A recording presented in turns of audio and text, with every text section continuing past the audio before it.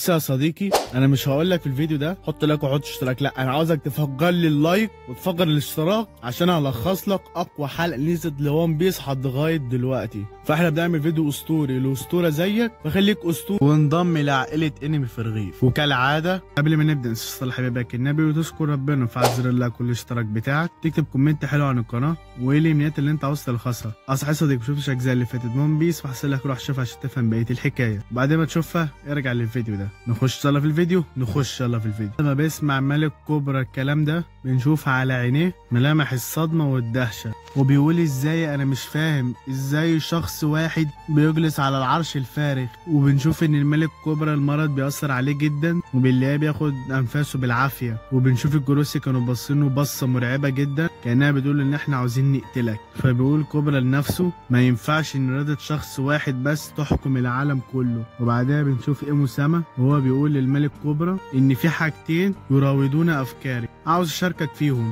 وهو سؤال واحد بس هسأله لك يا ملك كوبرا. فبيرد الملك كوبرا بسؤال تاني وبيقول له هو انت مين اصلا؟ ولكن مش برد عليه ايمو سما، وبيقول الملك كوبرا ان انا عارف ان في اسمه الايمو كان في وسط ال20 عائله اللي حكمت العالم. وقبل ما يكمل الملك كوبرا كلامه بيوقفه ايمو سما وبيقول له انت ما تنفعش تطرح اسئله هنا، انا اللي بطرح بس، غير كده كمان انا مش هجاوبك على كل اسئلتك غير على سؤال واحد واللي هو معنى حرف الدي. فبيقول ايمو سما ان حرف الدي ده كان في اسامي شخص او اشخاص كانوا اعداؤنا في الماضي، ولكن دلوقتي بدأوا يظهروا اللي اسمهم حرف الدي ده ولكن بشكل طفيف في كل مكان. مفيش ولا واحد منهم عارف معنى الدي في اسمه، ولكن عشان يظهر اللي اسمهم حرف الدي ده للمرة التانية فده أكيد ليه علاقة بالأحداث اللي حصلت في الماضي اللي هي قبل 800 سنة، واللي هو خطأ ارتكبته ملكة ليلي. وأول لما بيسمع ملك كوبرا كلمة ليلي دي بيتعجب وبيتصدم، فبيسأل الملك كوبرا إيه هو الخطأ اللي عملته الملكة ليلي. فبيقول ايمو سما إنه بسبب خطأها الفادح ده هو دافع العلماء الآثار في كشف حقائق الماضي اللي حصلت في القرن الفارغ، وكمان خلت القراصنة يعثروا على البونيجريف للحصول على الكنوز اللي وراه. وبيقول ان سبب نشر البونيجريف ده هو سبب الملكة ليلي نفرتاري، ممكن اصلا هي اللي كتب الحروف ديت على البونيجريف. وبيقول ايمو سما برضو انه بسبب الفعل ده ما قداميش غير خيارين، واللي هما يا اما اتنشر البونيجريف ده من غير قصدها او يا اما اتنشر بمحض ارادتها وكان قصدها. فبيتصدم بعدها ملك كوبرا من اللي سمعه، ولكن بنلاقي ان الجروسي بيطلعوا كل اسلحتهم استعدادا لقتل الملك كوبرا. فبيقول له ايمو سما رد على سؤالي، هي رسالة جات لكم قبل 800 سنة واللي انتم لغايه دلوقتي بتورثوها جيل ورا جيل، ولكن كان في حاجة يا كوبرا كانت بتتساءل في دماغي، واللي هي انت كنت بتتكلم كتير وكنت بتذكر الملكة ليلي ولكن كنت مش بتذكرها باسمها الكامل، ولحد دلوقتي ما قلتش اسمها الكامل. فقول اسمها بالكامل وقول كمان مين هو صاحب الرسالة اللي انتوا بتورثوها من جيل لجيل. ساعتها بيحس الملك كوبرا بالخوف والرعب وهو بياخد انفاسه بالعافية، ولكن بتستعجله ايمو سما وبتقول له قول الاسم الكامل لليلي واسم صاحب الرسالة. فبيقول لنفسه الملك كوبرا ان خلاص دي نهايتي وانا متاكد ان انا مش هقدر اخرج من الغرفه دي غير بمعجزه. فبيقول الملك كوبرا للجروسي ان مفيش اي كدبه تخرجني من هنا صح. فبيرد على احدى الجروسي وبيقول ان مصيرك تم تحديده خلاص بعد ما انت شفت الملك ايمو سما واللي هو الموت. وساعتها بيوجهوا الجروسي كل اسلحتهم على الملك كوبرا عشان خلاص هيقتلوه، ولكن في نفس الوقت بنلاقي ان سابو كان حاضر في المكان ده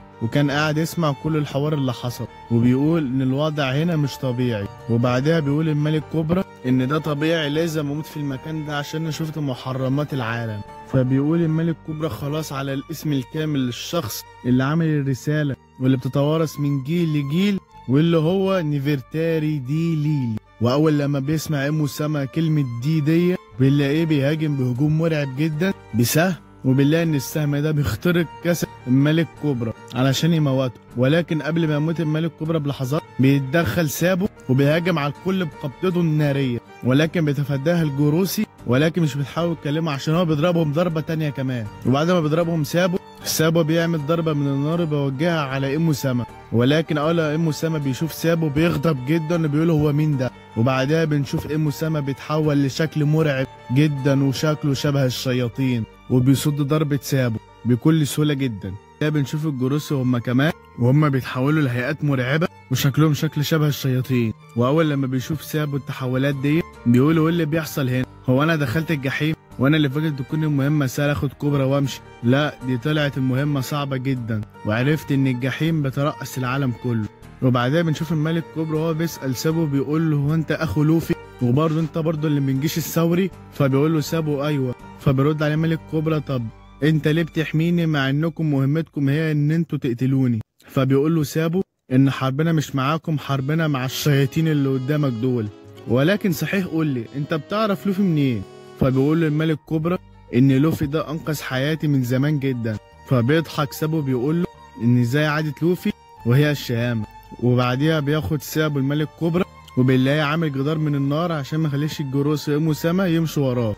ولكن فجأة بيشعر سابو بقوة مرعبة وهالة خطيرة، فبيبص وراه بيلاقي ان كل حكام العالم اللي هما الجروس وإيمو سما طفوا النار بكل سهولة وعاوزين يجروا ورا سابو وملك كوبرا. وهما بيهربوا من الجروس وإيمو سما بيطلب الملك كوبرا من سابو انه ينزله هنا حالا ويهرب هو لوحده. ولكن بيرفض سابو بيقول له انا هنقذك انا هنقذك. ولكن بيقول له الملك كوبرا سيبني هنا ووصل رسالة للوفي وبنت فيفي وقول لهم ان احنا كمان خلاص بقى في اسمنا حرف الدي. واول لما بيسمع سابو كلمة حرف الدي ده بيتصدم، بيفتكر بقى ايام زمان اول لما كان قاعد مع لوفي وايس ايام هما كانوا صغيرين، وكان بيتساءل سابو عن اسمهم وبيقول ان انتوا الاتنين مش صدفة اكيد ان في اسمكم حرف الدي. ولكن في الاخر بنعرف ان ايس والواد لوفي مش عارفين اصلا ايه سبب وجود حرف الدي في اسمهم. فبيقول له لوفي بهزار خلاص هنسميك سادي وحط لنا اهو يا عم دي في اسم، وبيقعدوا يهزروا ويضحكوا مع بعض. بنرجع بقى للحاضر بنلاقي الملك كوبرا وهو بيقول لمملكة ألاباستا بقى ليها خلاص هدف واحد تمشي عليه. وساعتها بيهاجم عليهم إيمو سما بالديل بتاعه بالسهم أيما يكن، فبيحاول يتفاداها سابو. ولكن في آخر لحظة بيجي الديل وبيضرب جنب سابو وبيجرحه، وبعدها بيقعوا الاتنين على الأرض والدم بيغرقهم. وبعدها بيقوم الملك كوبرا وبيقول إن أنا هقف قدام الشياطين والوحوش دول وبطلب منك يا سابو تعرف مملكة ألاباستا بقصة بونغريف وبالحوار اللي انت سمعته، وكمان تقول لهم عن سر حرف الدي في اسم الملكة ليه. فبيفكر سابو ولكن ما بلاقيش حل غير ان هو يهرب لوحده، لان معجزة لو هرب بالملك كوبرا. وساعتها بيسيب الملك كوبرا وهو حزين جدا وبيهرب من المكان. وبعد ما بيهرب بنسمع صوت انفجار في القلعة وبنلاقي الملك كوبرا ميت فيها ومرمي على الارض. وفي وسط الاحداث دي بنلاقي راجل اللي اسمه واب كان بيشوف كل الاحداث دي هو كمان من خرم الجدار، ولكن بيخاف وبيترعب جدا من اللي بيشوفه واللي شافه واللي حصل. فقرر ان هو يهرب عشان ما تلقاش مصيره زي مصير الملك كوبرا. ولكن ويبل وهو بيهرب من الرعب بيتكعبل على السلم وبيقع وبيتخبط في الحيط.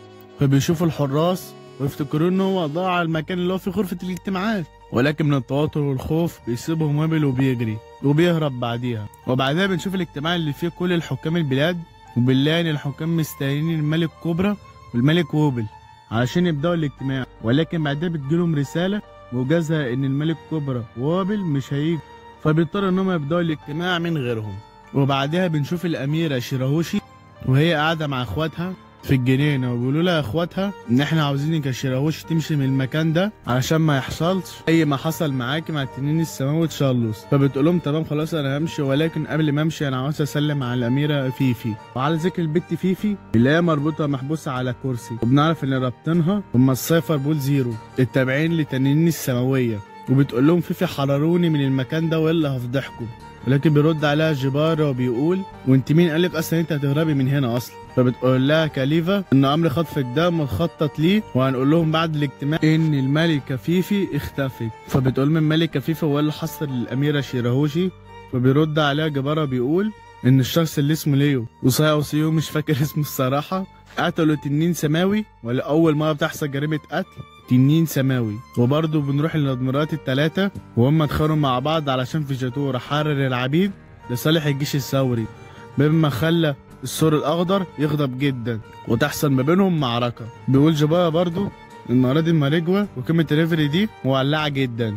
وبعدها بنشوف فيفي وهي بتقعد تفكر ازاي تهرب من المكان ده، ولكن في نفس الوقت بنلاقي وابل وهو بيخترق الحيط بقدرته وبيحاول بيهرب ومش شايف اللي قدامه، وهو بيهرب وبيجري بياخد معاه البت فيفي من غير قصد، مما خلى عملها السايفر بول تصدمه اول لما شوف البت فيفي اختفت من ايديهم. في نفس الوقت برضو بنلاقي ان كانت مرات ويبل كانت بتدور عليه، ولكن اول لما بتشوفه بتلاقي معاه البت فيفي وهم بيجروا، فعين البت بتتشل من اللي بتشوفه وبتقول ازاي جوزي حبيبي يخوني مع واحده جميله زي دي. وبعدها بنشوف الملكه فيفي وهي بتقول للوابل انت رايح فين؟ فبقول لها وابل في اي حته حتى لو كان في اخر العالم، اهم حاجه اهرب من المكان ده.